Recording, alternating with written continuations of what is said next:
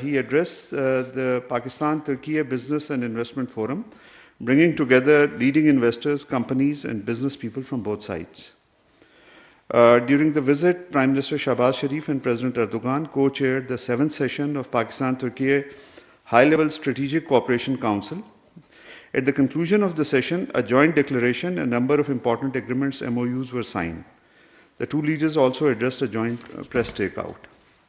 During the High-Level Strategic Cooperation Council, both sides agreed to give further impetus to the existing bilateral cooperation between the two countries in all spheres, including inter alia, defense, trade and investment, banking, finance, education, health, energy, culture, tourism, transport and communication, agriculture, water, science and technology.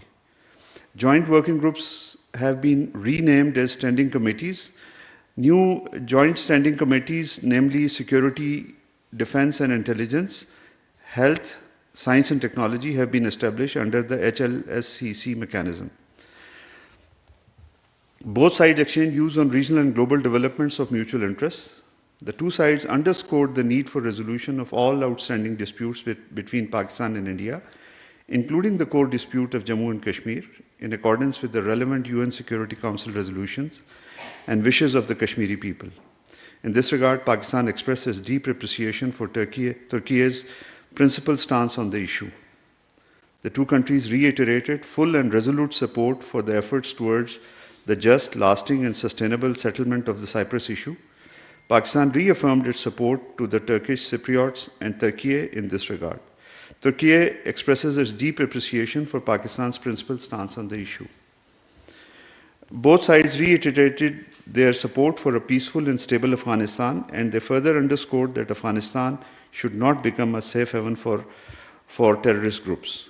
All necessary measures to counter terrorism need to be taken by interim Afghan authorities, including against TTP and Daesh, which remain listed under the 1267 UNSC sanction regime. The two sides expressed their grave concerns at the unprecedented loss of lives and property as well as displacements of hundreds of thousands of Palestinians as a result of indiscriminate use of force by Israel.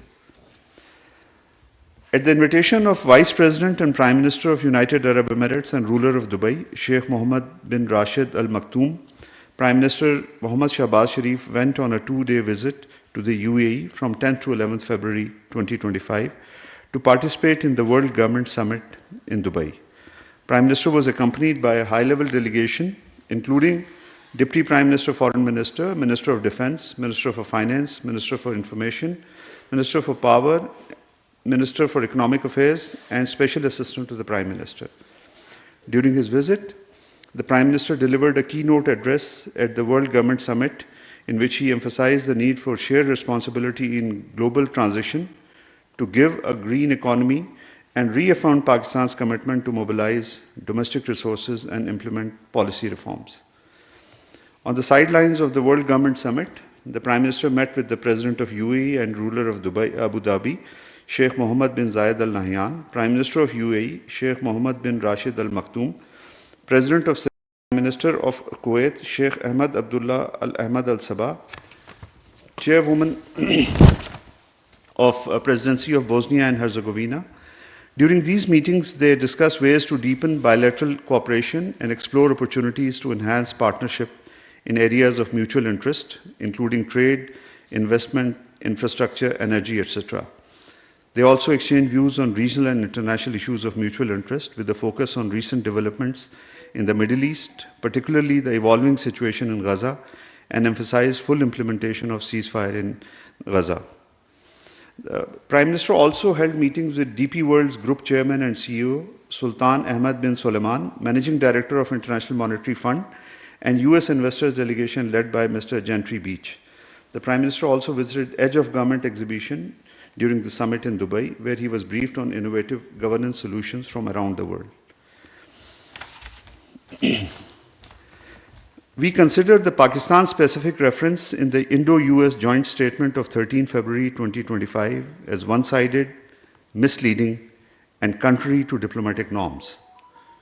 We are surprised that the reference has been added to the joint statement notwithstanding Pakistan's counter-terrorism cooperation with the United States. Such references cannot cover up India's sponsorship of terrorism, subversion, and extrajudicial assassinations in the region and beyond, nor can they shift international attention from stark reality of India being a safe haven for the perpetrators of hate crimes against Muslims and other minorities. The joint statement fails to address non-compliance of India with UN Security Council resolutions, which is the key source of tension and instability in the region, and to take cognizance of the grim human rights situation in Indian illegally occupied Jammu and Kashmir. Regrettably, this is tantamount to abdication of international responsibility. The international community recognizes Pakistan's efforts and sacrifices in the fight against terrorism. As a country that has enormously suffered from terrorism, Pakistan would continue to contribute constructively to the regional and global efforts to promote peace and stability in the region. It remains committed to bring the fight against terrorism to its logical conclusion by eliminating this scourge from its soil. Pakistan also remains committed to continue with counter-terrorism efforts to address the issue of terrorism, including acts of terrorism perpetrated by foreign elements. Pakistan is also deeply concerned over planned transfer of advanced military technologies to India. Such steps accentuate military imbalances in the region and undermine strategic stability. They remain unhelpful in achieving the objective of a durable peace in South Asia. We urge our international partners to take a holistic and objective view of the issues of peace and security in South Asia and refrain from endorsing positions that are one-sided and divorced from ground realities. Pakistan strongly condemns in unequivocal terms the recent statement by Israeli Prime Minister suggesting that the Palestinian people should establish a state in Saudi Arabia. The remarks by Israel are irresponsible, provocative, and thoughtless, and are offending, undermining, and disregarding the legitimate rights of the Palestinian people to self-determination and an independent state on their own historical and legitimate territory. Pakistan stands in solidarity with the Kingdom of Saudi Arabia, and any attempt to undermine Saudi Arabia's unwavering position and misrepresentation of its commitment to the Palestinian cause is deeply regrettable. Deputy Prime Minister, Foreign Minister Senator Mohammad Ishaq Dar held telephonic conversations with the Foreign Ministers of Iran, Foreign Minister of Arab Republic of Egypt, Foreign Minister of Turkey, Foreign Minister of Malaysia, Foreign Minister of Kingdom of Saudi Arabia, and Deputy Prime Minister and Minister of Foreign Affairs of the United Arab Emirates. During these calls, the Deputy Prime Minister, Foreign Minister termed the proposal to displace the people of Gaza deeply troubling and unjust. He also conveyed Pakistan's support for convening of an extraordinary OIC meeting of the foreign ministers to deliberate upon this issue. The second round of Pakistan-Qatar bilateral political consultations was held on 10th February 2025 in Doha. Foreign Secretary Ms. Amna Baloch led the Pakistan delegation, while the Qatari side was headed by State Minister for Foreign Affairs, State of Qatar, Sultan bin Saad Al Muraki. The two sides reviewed the entire gamut of bilateral relations, including political, economic, consular, and people-to-people contacts, and exchanged views on regional and international issues, and reaffirmed commitment for continued collaboration and consultations. The second round of Pakistan-Turkey counter-terrorism consultations were held in Islamabad on 10th February 2025. Pakistan delegation was led by Director General for Counter-Terrorism at the Ministry of Foreign Affairs. ترجمان دفتر خارجہ شفقت علی خان کی ہفتہ وار news briefing آپ اسلام آباد سے ملاحظہ کر رہے تھے. ان کا کہنا تھا کہ ترکیہ کے صدر رجب طیب ایردوان نے پاکستان کا دورہ کیا اور مختلف شعبوں میں باہمی تعاون کے فروغ کے لیے دونوں ملکوں کی قیادت کا تبادلہ خیال ہوا، جس میں 24 معاہدوں اور مفاہمت کی یادداشتوں پر دستخط ہوئے. ترکیہ کے سرمایہ کار پاکستان میں سرمایہ کاری کے خواہش مند ہیں. ترک صدر رجب طیب ایردوان نے وزیر اعظم محمد شہباز شریف اور صدر آصف علی زرداری سے ملاقاتیں کی. Türkiye Pakistan strategic cooperation council کا 7واں اجلاس بھی ہوا.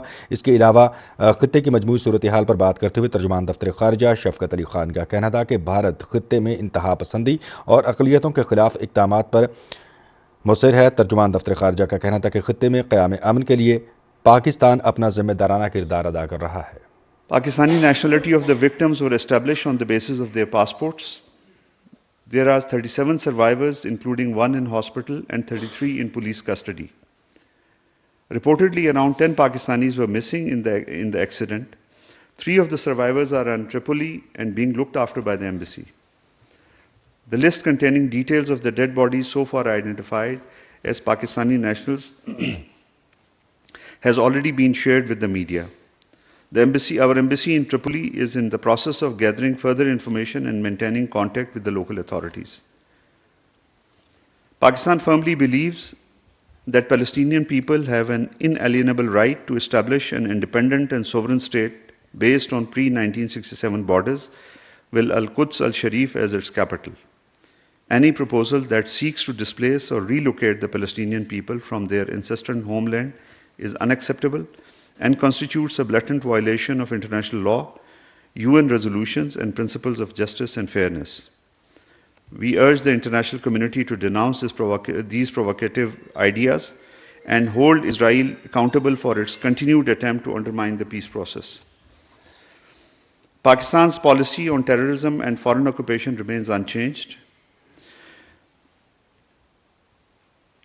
We have learned with grave concern that last week 2 Kashmiri youth lost their lives in Indian illegally occupied Jammu and Kashmir due to the high-handed approach of the Indian forces.